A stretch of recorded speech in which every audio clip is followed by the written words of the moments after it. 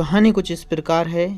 कोई 1500 वर्ष पहले चीन के सम्राट ने सारे राज्य के चित्रकारों को खबर की कि वह राज्य की मोहर बनाना चाहता है। मोहर पर एक बांग देता हुआ बोलता हुआ मुर्गा उसका चित्र बनाना चाहता है। जो चित्रकार सबसे जीवंत चित्र बनाकर ला सकेगा वह पुरस्कृत भी होगा। राज्य का कला गुरु भी नियुक्त किया जाएगा और बड़े पुरस्कार की घोषणा की गई। देश के दूर दूर कोनों से श्रेष्ठतम चित्रकारों को बुलाते हुए मुर्गे के चित्र बनाकर राजधानी में उपस्थित हुए। लेकिन कौन तय करेगा कि कौन सा चित्र सुंदर है? हजारों चित्र आए थे। राजधानी में एक बूढ़ा कलाकार रहता था। सम्राट ने उसे बुलाया कि वह चुनाव करे कौन सा चित्र श्रेष्ठ बना है, वही राज्य की मोहर पर जाएगा। उस चित्रकार ने उन हजारों चित्रों को एक बड़े भवन में बंद कर लिया और स्वयं भी उस भवन के भीतर बंद हो गया। सांझ होते होते उसने खबर दी कि एक भी चित्र ठीक नहीं बना है, सभी चित्र गड़बड़ हैं। एक से एक सुंदर चित्र थे। सम्राट स्वयं देखकर दंग रह गया। लेकिन उस बूढ़े चित्रकार ने कहा, कोई भी चित्र योग्य नहीं है महाराज। राजा हैरान हुआ। उसने कहा, तुम्हारे मापदंड क्या हैं? तुमने किस भांति जांचा कि चित्र ठीक है या नहीं? उसने कहा, मापदंड एक ही हो सकता था और वह यह है कि चित्रों के पास एक जिंदा मुर्गा को ले आया जाए। उस मुर्गे ने चित्रों के मुर्गे को पहचानने से इनकार कर दिया। फिक्र भी नहीं की, चिंता भी नहीं की। अगर वे मुर्गे जो चित्र पर बने हुए हैं जीवंत होते तो मुर्गा देखकर घबरा जाता।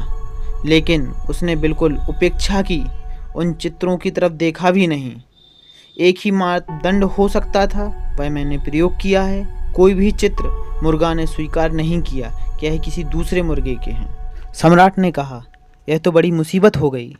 यह मैंने सोचा ही नहीं था कि चित्रों की परीक्षा एक मुर्गे से करवाई जाएगी। लेकिन उस बूढ़े कलागुरु ने कहा, मुर्गे के सिवाय कौन पहचान सकता है कि चित्र मुर्गे का है अथवा नहीं? राजा ने कहा, फिर तुम ही चित्र बनाओ। उस बूढ़े ने कहा, बड़ी कठिन बात है।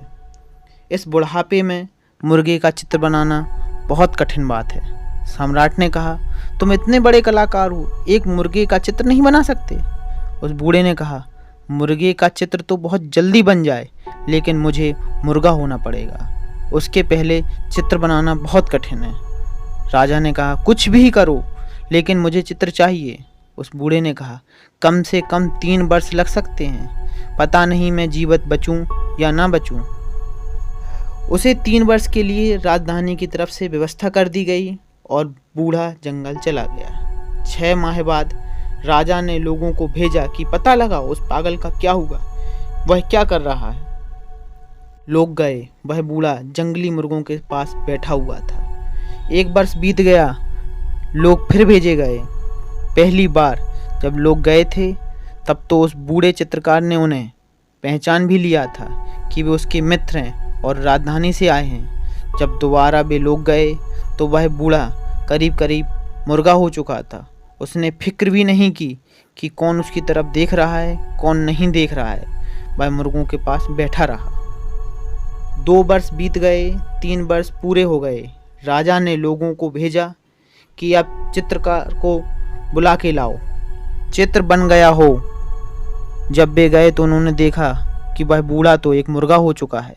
वह मुर्गे जैसी आवाज़ कर रहा है। वह मुर्गों के बीच बैठा हुआ है। मुर्गे उसके आसपास बैठे हुए हैं। वे उस बूढ़े को उठाकर राजधानी ले आए और दरबार में पहुंचा दिया। राजा ने कहा, चित्र कहाँ है? उसने मुर्गे की आवाज़ की। राजा ने कहा, पागल, मुझे मुर्गा नहीं चाहिए, मुझे मुर्गे का चित्र चाहिए। तुम मुर्गे होकर आ गए हो, चित्र कहाँ है? उस बूढ़े ने कहा, चित्र तो अभी बन जाएगा, सामान बुला लें, मैं चित्र बना दूंगा। और उसने घड़ी भर में चित्र बना दिया। और जब मुर्गे कमरे के भीतर गए तो उस चित्र को देखकर डर के मारे कमरे से बाहर भागे। राजा ने कहा, क्या जादू किया है तुमने इस चित्र में? उस बूढ़े ने कहा, पहले मुझे मुर्गा हो जाना जरूरी था, तभी मैं मुर्गे को निर्मित कर सकता था। मुझे मुर्गे को भीतर से जानना पड़ा कि वह क्या होता है, और जब तक मैं आत्मसात ना हो जाऊं, मुर्गे के साथ एक ना हो जाऊं, तब तक मैं कैसे जान सकता हूं कि मुर्गा भीतर से क्या है और उसकी आत्मा क्या है। इसी तरह भगवान को जानने के लिए, ईश्वर को जानने के लिए सबसे पहले तुमको यह जानना जरूरी है कि तुम क्या हो, तुम्हारी आत्मा क्या है। जीवन का प्राण ही प्रभु है और वही सत्य है। इसलिए सबसे पहले स्वयं को जानो, तभी तुम इस जीवन को, इस भगवान को जान सकते हो।